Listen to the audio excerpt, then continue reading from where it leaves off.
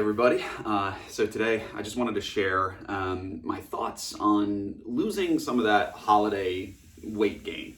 Okay, and that's probably not your only goal. You may have a resolution to get to a certain point of fitness, get to a certain point of weight loss. With the holiday weight gain just being something, as an extra motivator in terms of, kind of feeling crummy in the first week of the new year, which is really, really common from overindulging with food and drink, maybe a little bit less sleep than normal, some extra partying and so on. So I just want to help you to get sort of started on a track of consistency with the main goal of just kind of tightening things up a little bit and getting back into a better feel of sort of fitness and health and body composition, right? So that's all kind of intertwined.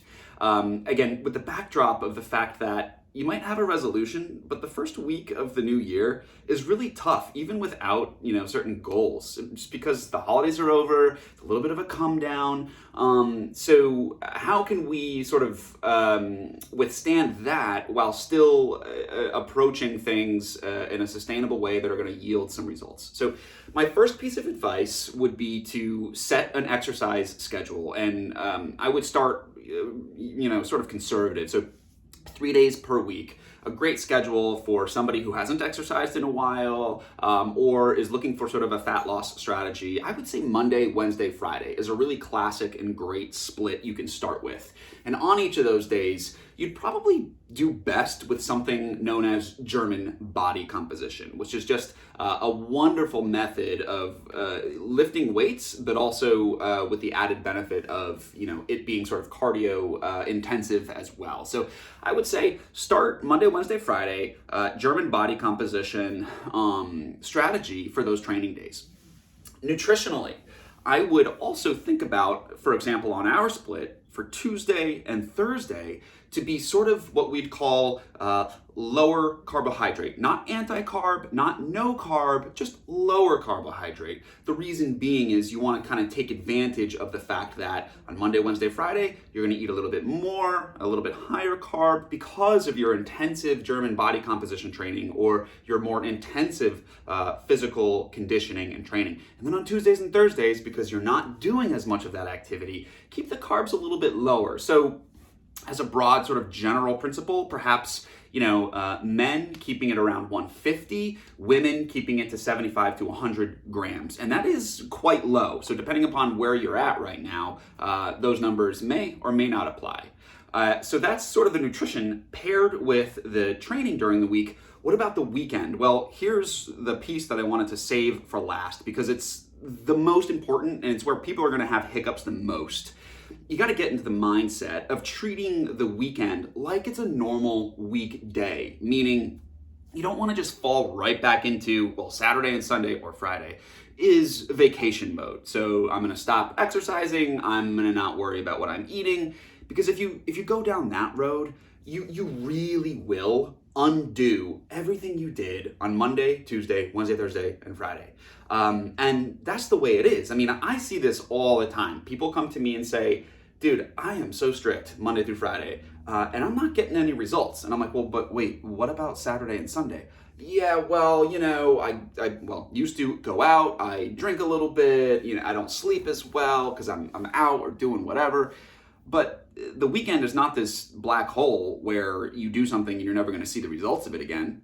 The weekend counts, it's a set of 48 hours where you can definitely do a lot of damage to offset all the hard work you did Monday through Friday. So in addition to setting the weekly workout schedule, plus the nutrition ideas around that, you really need to think about increasing just regular non-exercise activity on Saturday and Sunday. So if you usually don't do anything on the weekends, start by taking a walk on both Saturday and Sunday, maybe a mile, half a mile, wherever it is you're at now, just increase it a little bit, okay? And then just also treat the weekend as an opportunity to work on stress relief, spending time with family, doing things that you love, and don't fill those particular things that might have voids with extra food or alcohol. And I get that that's difficult, but if you want to succeed, there's going to have to be a little give and take around that. All right. So, doesn't mean you got to do that forever, but look, January is the month of people making goals and resolutions. I see a lot of people doing dry January. Okay, fine. Do that, but you may as well do all the other things in addition, just a little bit at a time. 3 days of weight training during the week. 2 out of those 5 days are going to involve a lower carbohydrate day based on not, exercising necessarily on that day. Plus looking at the weekend as, okay, I'm going to keep my stuff together so that Sunday into Monday doesn't feel like such a turnaround. And that you can just kind of roll into that with continued momentum. All right. So hopefully that helps you kind of understand where you might be able to start to tackle some of this, because as I said in a previous video, having a resolution is most likely just something you wish would come true, or something that would be nice if it were to happen, but you got to really put your best foot forward with a little bit of a plan. So Monday, Wednesday, Friday, some kind of intensive weight training. I suggest German body composition. If you've got questions about that, you can DM me, message me. Reduce the carbohydrate intake on Tuesdays and Thursdays. This is going to help you immediately see some good results in terms of not feeling as bloated or puffy or what have you. You're going to see great result from that. And then Saturday and Sunday, you got to keep it together. Just make sure you're not eating until you're super full. Try to eliminate or reduce alcohol consumption and get the non-exercise intention activity on the rise. That means doing stuff that is active without it necessarily being for the purpose of exercise for exercise sake, right? What do? I help people reach their goals remotely. I've been doing that for a multitude of years now, not just because of COVID. I specialize in remote fitness, online fitness, and I can help you if you're stuck with any of these things that I'm talking about. So feel free to just message me, or you can comment below. Anything that makes you feel comfortable. Okay, have a great rest of your week, everybody.